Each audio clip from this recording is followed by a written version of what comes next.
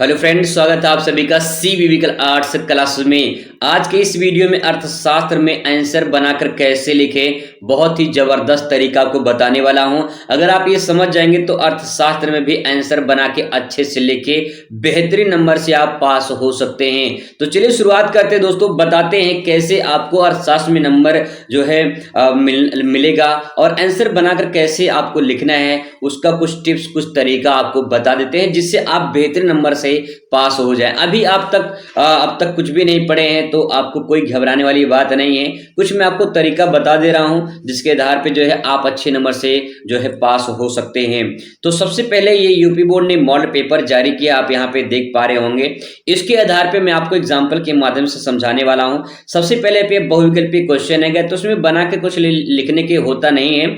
इसमें क्वेश्चन दिया रहता है, जो भी आपको लगे कि इसमें सही है आप उसमें टिक मार सकते हैं। नहीं अगर आपको आता है तो तुक्का तो मारेंगे ही, छोड़कर आएंगे नहीं, ठीक है, लिखकर जरूर आएंगे कुछ ना कुछ। अब बात करते हैं यहाँ से, जो आपका मेन लिखने वाला पॉइंट है, यहाँ से कहानी शुरुआत होती है। 3 नंबर आपको मिलेगा। क्वेश्चन है औसत की गणना किस प्रकार की जाती है। जो औसत आय होता है उसकी गणना किस प्रकार की जाती है, इसको आंसर को लिखना है। लिखने से पहले दोस्तों कुछ रूल हैं, कुछ नियम है, उनको समझ लीजिए तो बहुत फायदा होगा आपको। पहला पॉइंट ये है कि अगर आपकी राइटिंग बहुत अच्छी है, ठीक है, तो मैं आपको बताऊंगा कि आपको बढ़िया नंबर मिल जाएगा। पहला पॉइंट, क्योंकि दोस्तों मैं बहुत अच्छे तरीके से जानता हूं कॉपी कैसे चेकिंग होती है और कॉपी में जो नंबर मिलता है वो किसके आधार पे मिलता है ये भी अच्छे तरीके से पता है। उसी के आधार पे मैं आपको थोड़ा सा गाइड कर रहा हूं कैसे अपनी कॉपी को आपको प्रेजेंट करना है, ठीक है। तो राइटिंग अगर आपकी अच्छी है तो आप बढ़िया नंबर पाने वाले हैं, नहीं अच्छी है तो कोई बात नहीं, घबराने वाली बात नहीं है। अपने कॉपी में आप जो है डायग्राम का प्रयोग करिएगा, ठीक है। कुछ ऐसे कोटेशन होते हैं, कुछ ऐसे फ्लो चार्ट होते हैं, उनके प्रयोग करने हैं, कोटेशन का प्रयोग करना है। इनका प्रयोग करने से आपका नंबर जो है बढ़ जाता है, नहीं स्मार्ट हो जाता है आंसर, और नंबर उसमें जो है आपका प्लस पॉइंट हो जाता है, ठीक है। दूसरी बात दोस्तों यहाँ पे ये है, तीसरी बात ये है कि अगर जो है आपको राइटिंग अच्छी नहीं है, डायग्राम बनाना नहीं है, तो थोड़ा साफ साफ अपनी कॉपी को लिखिए, क्योंकि आपकी कॉपी ही आपकी पहचान होती है। साफ साफ लिखेंगे, अच्छा लिखेंगे, उच्चारण बहुत लोगों का गलती हो जाता है। तो इन सब बातों को, छोटी छोटी बातें हैं, ध्यान रखिए। कभी कभी हमें छोटी छोटी जो बातें होती है बड़ा दुख दर्द देती हैं, तो इसीलिए इन बातों को ध्यान रखिए, ये भी आपको कहीं की समस्या पैदा करेंगे। इसलिए अभी समझिए तो ज्यादा बेहतर होगा। जिससे मान लीजिए कोई गलत हो गया है क्वेश्चन आंसर, तो आपको ऐसे काटना नहीं है, ऐसे नहीं काटना है, ठीक है। ऐसे काट दोगे तो दिक्कत हो जाएगी। आपको क्या करना है, आपको बस नॉर्मल ऐसे काट देना है। अगर गलत हो गया है तो आपको दिक्कत नहीं होगी, एग्जामिनर को भी लगेगा हाँ भाई गलत कट गया है, इसने पूरा ऐसे नहीं काटना है, ठीक है। ऐसे काटोगे दिक्कत हो जाती है। तो इन सब बातों को ध्यान में रखना है और अपने आंसर को प्रेजेंट करना। तो सबसे पहले अपने कॉपी में सबसे पहले लिखना है यहाँ पे प्रश्नोत्तर नंबर, ठीक है। जो भी प्रश्नोत्तर नंबर रहेगा आप यहाँ पे प्रश्नोत्तर नंबर लिखेंगे, ठीक है। मान लीजिए 11 है तो 11 डाल देंगे, इसके बाद अंडरलाइन कर देंगे और फिर आपको यहाँ पे एक हेडिंग बनानी है, औसत आय, ठीक है। यहाँ पे लिखना है औसत आय। क्वेश्चन से ही आपको हेडिंग बनाना है, ये बात ध्यान रखिएगा। इतना काम तो पहले करना है, जितना काम कर लेंगे तो आधा काम तो यही हो गया, ठीक है। अच्छे से बढ़िया से लिख के अंडरलाइन कर लीजिए। फिर इसके बाद अब यहाँ पे लिखना शुरू करेंगे। क्या लिखेंगे अभी समझे नहीं आ रहा क्या लिखेंगे, तो आइए बताते हैं कैसे क्या लिखेंगे। औसत समझ में आता है, नहीं समझ आता कोई बात नहीं। आय समझ में आता ना, आय इनकम, पैसे की बात हो रही है। इनकी गणना की बात हो रही है कि आय की गणना कैसे की जाती है, ये हमें समझना है। अब देखिए औसत का मतलब कह सकते हैं कि जो प्रति व्यक्ति आय होता है उसके बारे में बात हो रही है। तो प्रति व्यक्ति आय की गणना कैसे की जाती है, देखिए कोई भी एक क्षेत्र होता है, जैसे मान लीजिए आपका गांव है, आपका कोई क्षेत्र है, वहां पे जितनी जनसंख्या होती है, ठीक है, जितनी जनसंख्या होती है और जितने लोग को आय प्राप्त होती है, ठीक है, कुल आय में क्या करते हैं, जितनी आय होती है, ठीक है, कुल आय में जो वहां की जनसंख्या होती है उस जनसंख्या से भाग दे देते हैं, फिर जो है औसत आय प्राप्त हो जाता है। तो आपको इतना काम करना है ऐसे समझ के कि जो औसत आय होता है उसमें जिन क्षेत्रों की जैसे आय हो गया, ठीक है, आय हो गया, फिर इसके बाद जितनी जनसंख्या होती है उस जनसंख्या में क्या करते हैं, उसको डिवाइड कर देते हैं। अब जनसंख्या में इसको डिवाइड करते हैं तो फिर इसके बाद जो है निकलता है हमारा क्या, प्रति व्यक्ति आय, यानी जनसंख्या में हमें औसत आय पता चल जाता है, ठीक है। इस प्रकार से अपना लिख के थोड़ा सा उसके बारे में लिख देंगे कि जो है फार्मूला लिख देंगे और उसके बारे में लिखेंगे कि औसत आय से तात्पर्य होता है कि जब कुल आय में कुल जनसंख्या से भाग दिया जाए तो औसत आय प्राप्त होता है। इतना लिख के अपना काम काम कर लीजिए, काम आपका ओके हो जाएगा। ठीक है, ऐसे प्रेजेंट करेंगे तो दिक्कत नहीं होगी। आगे देखिए लिखा है अर्थशास्त्र में बाजार की परिभाषा बताइए। अब अर्थशास्त्र में बाजार की परिभाषा बतानी है।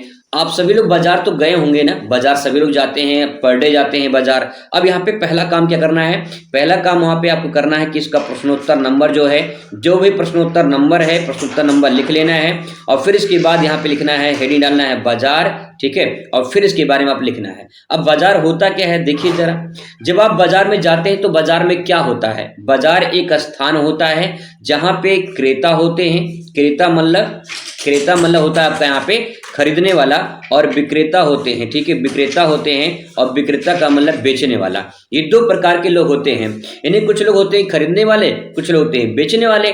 तो मार्केट है क्या, मार्केट मतलब बाजार एक ऐसा स्थान होता है जहां पे क्रेता और विक्रेता एकत्रित होते हैं और वहां वस्तुओं और सेवाओं का जो है लेन देन करते हैं, आयात निर्यात करते हैं, मतलब लेन देन करते हैं या फिर वस्तु खरीदते हैं, बेचते हैं। इस प्रकार से आप प्रेजेंट कर सकते हो। समझ आ रहा होगा शायद, मुझे जहां तक उम्मीद है आपको। अब आगे ऐसे ही क्वेश्चन को सॉल्व करेंगे। यहाँ पे लिखा है वाणिज्यिक बैंक से क्या तात्पर्य है, 3 नंबर मिलेगा। अब वाणिज्यिक बैंक नहीं समझ में आ रहा क्या लिखे, ठीक है, तो बैंक तो समझ में आता होगा, बैंक में आप जाते हैं, पैसा जमा करते हैं, पैसा निकालते हैं, बैंक समझ में आ रहा होगा। अब वाणिज्यिक बैंक क्या है, तो कोई बात नहीं, बैंक समझ में आ गया ना। अब यहाँ से लिखना शुरू करेंगे, उससे पहले वही काम करना है, प्रश्नोत्तर नंबर लिखना है। ठीक है, प्रश्नोत्तर नंबर लिख के इसके बाद लाइन करना है, फिर यहाँ पे लिखना है वाणिज्यिक बैंक हेडिंग डाल देना है और फिर इसके बाद अब लिखने की प्रक्रिया शुरू करनी है। पहले इतना काम कर लेना है, जब आप इतना काम कर लोगे तो आपको फिर दिक्कत नहीं होगी, आगे आपका आंसर और स्मार्ट होता चला जाएगा। ठीक है, भले से आप बना के लिख रहे हो लेकिन एग्जामिनर को लगे कि भैया बच्चे ने स्मार्ट तरीके से आंसर को लिखा है। लिखने का सही तरीका क्या है, आप हेडिंग बना लीजिए अच्छे से, प्रश्नोत्तर नंबर अच्छे से लिख लीजिए और फिर उसके बाद उसके बारे में लिखना शुरू करिए। अगर हो सके फ्लो चार्ट, डायग्राम इनका प्रयोग करिए, बहुत बढ़िया नंबर मिलेगा। अर्थशास्त्र में पूरा 100 में 100 नंबर मिल सकता है अगर आपको जैसे डायग्राम आता है, डायग्राम आता है, आप डायग्राम बना लीजिए, आपको बढ़िया नंबर मिल जाएगा। ठीक है, अगर नहीं आता फिर भी कोई बात नहीं, लेकिन आता है तो प्लस पॉइंट हो जाएगा, 100 में 100 नंबर मिलने का अर्थशास्त्र में चांस होता है। ठीक है, अब बैंक में क्या लिखेंगे, तो बैंक में लिखेंगे भैया देखो सिंपल सी बात यह है कि बैंक वो होता है जहां पे लोग जाते हैं। ठीक है, लोग जाते हैं, अपना पैसा जमा करते हैं, पैसा निकालते हैं। तो हम जो वाणिज्यिक बैंक वो क्या है, वाणिज्यिक बैंक में वो बैंक होते हैं जिनमें लोग खाता खुलाते हैं और अपना पैसा जमा करते हैं, पैसा निकालते हैं, उसी को वाणिज्यिक बैंक कहते हैं। जैसे के तौर पे ले सकते हैं, जैसे कि बैंक ऑफ बड़ौदा हो गया, स्टेट बैंक ऑफ इंडिया हो गया, यूनियन बैंक हो गया, ICICI बैंक हो गया, HDFC बैंक हो गया। ये सब क्या है, वाणिज्यिक बैंक हैं, मतलब इसे व्यवसायिक या व्यापारिक बैंक के नाम से जाना जाता है। तो आप इनमें ऐसे लिखिए, बैंक के बारे में ले देंगे तभी को जो है आपको काम हो जाएगा। ठीक है, नेक्स्ट है, आगे बात करते हैं। जैसे लिखा है यहाँ पे अस्फीति अंतराल क्या होता है। अब देखिए अस्फीति अंतराल के अगर बारे में बात करें तो इसमें हम क्या लिखेंगे, अस्फीति को समझ में नहीं आ रहा है तो क्या करेंगे आप इसमें, देखिए सबसे पहले यहाँ पे वही काम करना है, प्रश्नोत्तर नंबर, हेडिंग डालना है और अस्फीति अंतराल, फिर इसके बारे में लिखना है। इतना काम पहले कर लेनी है, फिर लिखना शुरू करना है। अब क्या लिखेंगे, अब स्फीति लिखा हुआ है यहाँ पे, अंतराल, अंतराल में समझ में आता है। अंतराल भाई कोई एक वस्तु है, ठीक है, कोई दूसरी वस्तु है, इसके बीच में कितना अंतराल है। ठीक है, या फिर ऐसे समझ जाइए आप, जैसे मान लीजिए कि एक बच्चा है, ठीक है, एक बच्चा पैदा हुआ है, दूसरा बच्चा भी पैदा हुआ है। ठीक है, अब इन दोनों बच्चों के बीच में कितने समय का अंतराल है, जैसे जुड़वा बच्चे पैदा होते हैं ना, उस टाइप समझ लीजिए जुड़वा बच्चों में कितने समय का अंतराल है, 5 मिनट 10 मिनट का अंतराल है, कितने समय का अंतराल है, ऐसे ऐसे समझ सकते हैं। या फिर कोई जो है एक वस्तु उत्पादन हुई है, दूसरी वस्तु उत्पादन हुई है, तो उनके बीच में दूसरी वस्तु जो उत्पादन हुई है कितने समय का अंतराल है, अंतराल समझ में आगे, गैपिंग हो गया। अब बात करते हैं अस्फीति का क्या होता है। तो देखिए अव मतलब होता है कम होना, स्फीति समझ में कोई बात नहीं, अव कम होता है कम होना।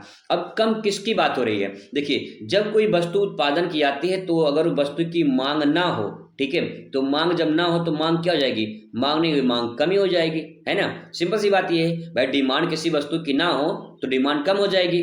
अब अस्फीति अंतराल का मतलब ये होता है कि जो वस्तु उत्पादन किया गया है, ठीक है, जो उत्पादन किया गया है, जितनी मात्रा में उत्पादन किया गया है और जो वस्तु की मांग है, ठीक है, वस्तु की जो मांग है, इन दोनों के बीच का जो अंतराल है इसी को अस्फीति अंतराल कहते हैं। यानी सिंपल भाषा में कहा जाए कि मांग में जब कमी हो जाती है, ठीक है, उत्पादन तो हो गया है लेकिन मांग नहीं है, डिमांड नहीं है, कोई वस्तु खरीद ही नहीं रहा है, तो भैया सिंपल सी बात यह है कि उन दोनों के बीच में जो अंतराल है उसी को अस्फीति अंतराल के नाम से जानते हैं। डिमांड का कम होना अस्फीति मांग कहलाता है, आप ऐसे भी इसे कह सकते हैं। ठीक है, ऐसे दोस्तों थोड़ा थोड़ा बना के लिखेंगे तो कुछ ना कुछ आपको आएगा आइडियाज, और आप अच्छे तरीके से प्रेजेंट कर पाओगे। ऐसे आप सारे क्वेश्चन लिख सकते हैं। ठीक है, बात करते हैं अगले टॉपिक पे। यहाँ पे लघु उत्तरीय में 6 नंबर मिलेगा आपको। 6 नंबर का मतलब कम से कम 2 से ढाई पेज में आंसर प्रेजेंट करना है आपको। 2 से ढाई पेज में आंसर प्रेजेंट करना है, तब जाके 6 नंबर आपको मिलेगा यहाँ से। अब सवाल यहाँ पे पूछा है कि मांग का क्या अर्थ है। मांग को जो है परिभाषित करना है। इसको परिभाषित करने के लिए सबसे पहले काम करना है, प्रश्नोत्तर नंबर लिखना है, यहाँ पे हेडिंग डालना है मांग का अर्थ। ठीक है, पहला पॉइंट। अब इसके बारे में लिखना है, मांग वो मांग नहीं है जो आप भरते हैं। ठीक है, वो मांग नहीं जो भरते हैं लोग, वो मांग नहीं, बल्कि डिमांड है ने किसी वस्तु की मांग हो, वो वस्तु हो गया। ठीक है, वो मांग हो गई। अब सवाल यहाँ पे मांग क्या होता है, तो देखिए मान लीजिए आप बाजार में गए हैं वस्तु खरीदने, कोई सामान खरीदने गए हैं। वस्तु की कीमत मान लीजिए 1000 रुपये है। ठीक है, वस्तु की कीमत 1000 रुपये है, और ये जो वस्तु कीमत है इस 1000 रुपये में आप जो है, जो आप हैं, ठीक है, आपने क्या किए, आप वस्तु को 1000 रुपये में खरीदने के लिए तैयार नहीं हुए। यानी जो वस्तु की मांग है, आप वस्तु की मांग कर रहे थे लेकिन 1000 रुपये में आप लेने के तैयार नहीं है, तो डिमांड नहीं है। लेकिन जो वस्तु जिस कीमत पर हो उसी वस्तु को अगर आप खरीद लेते हैं तो वस्तु की मांग कहलाती है। समझ में बात आ रही है। तो दोस्तों बस सिंपल सी बात है कि जो मार्केट में प्राइस चल रहा है ना, उसी प्राइस पर आप जिस वस्तु का डिमांड कर रहे हैं, खरीद लिए हैं, उसी को हम कह सकते हैं कि वो मांग होता है। यानी जो वस्तु आप खरीद रहे हैं, जिस प्राइस पर खरीद रहे हैं, वही मांग होता है। अगर आप समझ गए हैं तो लिखिए, फ्लो चार्ट बना सकते हैं कि जैसे 1000 किसी वस्तु की कीमत है, कोई व्यक्ति अगर उस कीमत पर वस्तु को खरीद लेता है तो उसे मांग कहते हैं। ऐसे देखिए लिखने के बहुत सारे शैली होते हैं, बहुत सारे तरीके होते हैं, बशर्ते अंतर इतना कि आप लिखते कैसे हैं। ठीक है, आप उदाहरण देकर एग्जाम्पल के माध्यम से समझाइए एग्जामिनर को। जब समझ जाएंगे आप तो एग्जामिनर भी समझ जाएंगे, क्योंकि आप नहीं समझ पाएंगे तो एग्जामिनर कैसे समझा पाएंगे। ठीक है, तो इसलिए पहले आप समझने की कोशिश करिए, तो आप जब प्रेजेंट करेंगे तो एग्जामिनर भी समझ पाएगा कि आपने जो लिखा है सही तरीके से लिखा है। ऐसे समझ जाएंगे। फ्लो चार्ट बना लीजिए, डायग्राम बना लीजिए। जैसे मान लीजिए कोई वस्तु है, अगर वस्तु की यहाँ मान लीजिए कीमत है, ठीक है, कीमत है, यहाँ वस्तु है। अब वस्तु की कीमत अगर मान लीजिए बढ़ेगी, कीमत अगर बढ़ेगी तो वस्तु की डिमांड जो है वो कम हो जाएगी, लेकिन वस्तु अगर कम होगी तो वस्तु की मांग बढ़ जाएगी। इस प्रकार से डायग्राम बना सकते हैं आप लोग। ठीक है, तो कहने का मतलब ये है कि अगर आप ऐसे आंसर को प्रेजेंट करेंगे तो अच्छा नंबर दोस्तों आपको यहाँ पे मिलने का चांस होता है। ठीक है, ऐसे ही आप सारे क्वेश्चन आप लिख सकते हैं, प्रेजेंट करके समझ के लिख सकते हैं। क्वेश्चन लास्ट देख लेते हैं। उपभोक्ता यहाँ पे संतुलन से क्या अभिप्राय है, लॉन्ग क्वेश्चन है, 10 नंबर आपको देकर जाएगा, और कम से कम 3 पेज में आंसर इसको प्रेजेंट करना है भैया। 3 पेज में आंसर लिखेंगे तब जाके पूरा का पूरा नंबर आपको मिलेगा। अब देखिए लिखा है यहाँ पे, उपभोक्ता संतुलन से क्या आशय है, तटस्थ वक्र विश्लेषण से उपभोक्ता के संतुलन को समझाइए। इसमें फिगर बनाना है, फ्लो चार्ट बनेगा, डायग्राम बनेगा। ठीक है, ये समझ में नहीं आ रहा तो आपको एक ऑप्शन दिया जाता है अथवा करके, आप ये भी क्वेश्चन कर सकते हैं। लिखा है प्रतियोगिता के आधार पर बाजार का वर्गीकरण कीजिए। प्रतियोगिता के आधार पर बाजार का वर्गीकरण करना है। अब बाजार में कैसी प्रतियोगिता होती है, आपको बाजार समझ में आता है, इतना समझ में आ जाता है, वेरी गुड। प्रतियोगिता समझ में आता है, कंपटीशन हो रहा है। ठीक है, जैसे कि मान लो कोई मार्केट में कोई दुकान खोला है, उसी के कंपटीशन में कोई दूसरा दुकान खोल ले उसी में, तो क्या होगा, प्रतियोगिता हो जाएगा। अब यहाँ पे अगर कोई एक दुकान खोला है, ठीक है, मान लीजिए कोई वस्तु ए है, ये भी ए वस्तु है बेच रहा है, तो ये दोनों सेम दुकान है। ठीक है, अब यहाँ पे एकाधिकार प्रतियोगिता हो जाएगा, मतलब एक ही दुकान खुला है तो एकाधिकार प्रतियोगिता हो जाएगा। लेकिन अगर यही दुकान सब पूरा यही दुकान हो जाए, ठीक है, एक प्रकार का हो जाए, तो यहाँ पे बहुअधिकार प्रतियोगिता हो जाएगा, मतलब बहुत से दुकान खुले हुए हैं। ठीक है, अब यहाँ पे देखिए ये एक मार्केट हो गया ए वाला। ठीक है, जहां मान लो कि अगर गोल्ड बिक रहा है तो पूरा ये मार्केट जो गोल्ड का है। ठीक है, लेकिन अगर उसी मार्केट में जो है सोना भी बिक रहा है, उसी में राशन की दुकान भी है, ठीक है, उसी में जो है चार चौन फुल की दुकान है, उसी में सीमेंट का दुकान है, उसी में कपड़े का दुकान है, अब ये बहु प्रतियोगिता हो जाएगा, मिक्स हो जाएगा, एक मिश्रित बाजार हो जाएगी। कहने का दोस्तों ये है कि जो है यहाँ पे बाजार या फिर प्रतियोगिता बाजार के आधार पर डिवाइड करना है तो एकाधिकार प्रतियोगिता होता है, बहुअधिकार होता है, पूर्ण प्रतियोगिता है, अपूर्ण प्रतियोगिता बाजार होता है। थोड़ा सा पढ़े होंगे तो अच्छे से प्रजन कर पाएंगे। ठीक है, ऐसे समझ के लिखिए, थोड़ा थोड़ा लिखिए, बना के कुछ ना कुछ मिल ही जाएगा। ध्यान रखिएगा 10 नंबर में 10 नंबर नहीं मिलेगा तो अगर आप लिख देंगे तो 5 तो मिल ही जाएगा भैया। कुछ ना लिखने से अच्छा है कुछ लिख कर आओ, और कुछ ना मिलने से अच्छा है बहुत कुछ मिल जाएगा। ये बात ध्यान रखिए, कॉपी सादे कॉपी पर कुछ एग्जामिनर नहीं देगा, लेकिन अगर आप कुछ बनाकर लिखे हैं तो कुछ ना कुछ आपको जरूर मिल जाएगा। ठीक है, आई होप समझ में आपको आया होगा। अगर ऐसे समझ के आप लिखेंगे तो आपको बढ़िया नंबर मिलेगा। ऐसे इंपॉर्टेंट क्वेश्चन मैं आपको कराता रहूंगा और जो भी आपके एग्जाम में आने वाले हैं। मुलाकात करेंगे अगली वीडियो में, तब तक खुश रहिए, मस्त रहिए और जिंदगी में स्वस्थ रहिए। धन्यवाद।